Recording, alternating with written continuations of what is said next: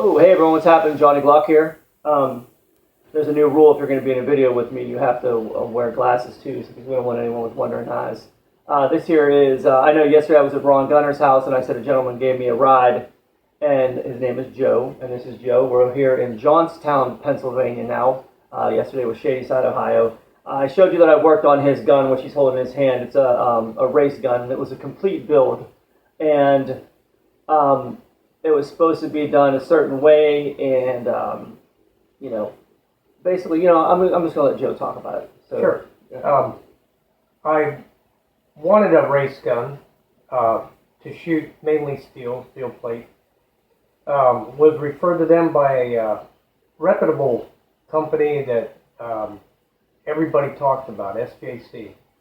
Two guys, and they did a nice job. But that's not what I wanted. I wanted a great job, which is exactly what I asked them for.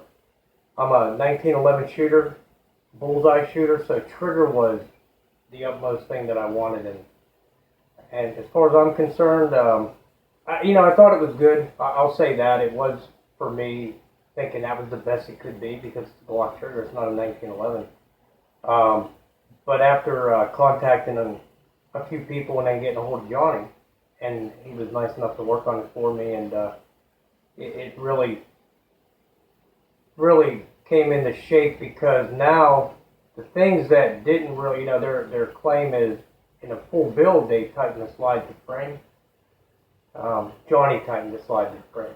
The trigger, they claimed. Yeah, we just had a video of that. That was the gun I was just working right. on, actually, and you don't go beating on a gun with a hammer for no reason. Right, yeah.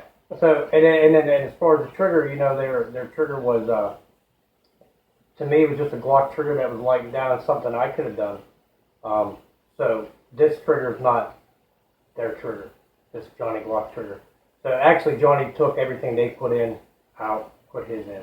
So I'll let Johnny explain that. Yeah, so with titanium tin finished and lightened strikers, I'm not a big fan of those. They have failure to fire issues. They have engagement issues on the striker, the striker tip where it hits the safety plunger. There's always issues there where you see fragments of gold all through your chamber there and everything like that. And so it's just not. I just don't think it's all the glitters isn't gold. That's what I usually say. So what I did is I got one of my heat-treated strikers that like I said, I have this process where I heat-treat them up to about 1600 degrees and oil quench them and then temper them. All the stonework is done first, and then I just polish basically the striker lug face, and it takes it up to about Rockwell 58, somewhere around there. So that gives you like a very hard, durable surface for the seer to sit upon. And then when you're matching that with that striker lug face with the seer, and then when that mates, it's just a very quick drop because you have two hard polished pieces just sliding off one another. The main thing, and then once we got yesterday he was pretty pleased with it, and then called me up and said, I have another gun I want you to work on, and is there anything else we can do with this race gun? And I came back over here and I started pulling the trigger, and I said, man, this slide really needs work.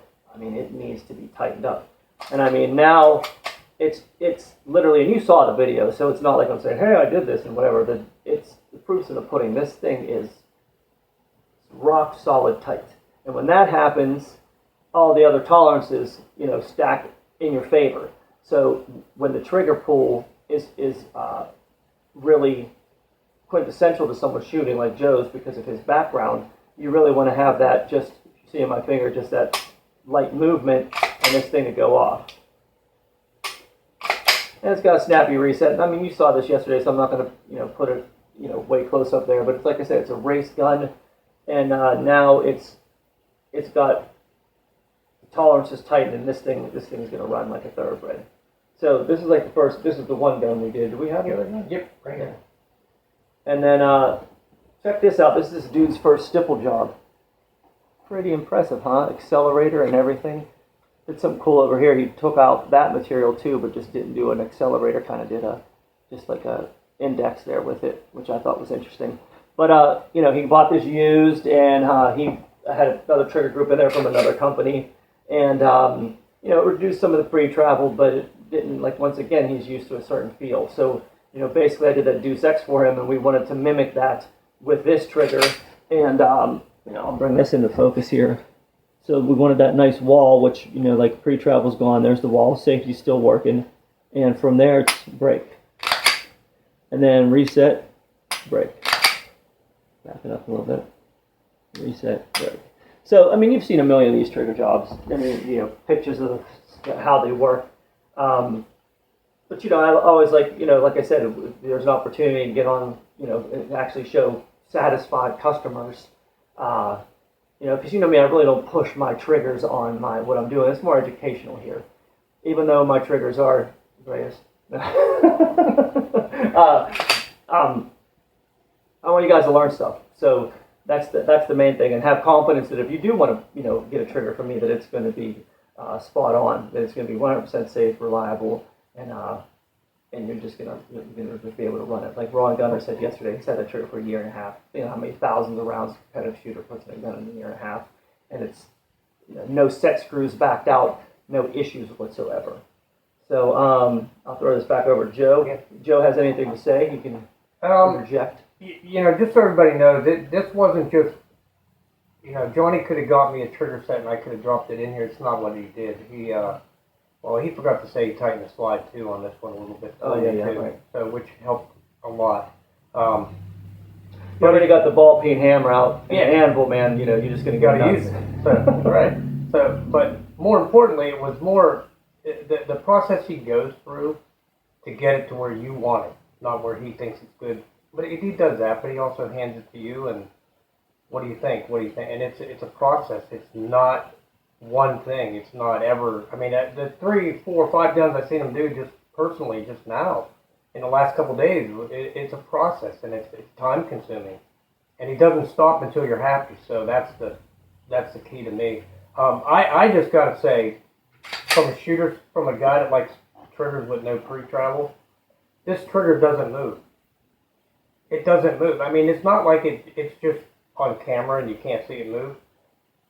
It don't move.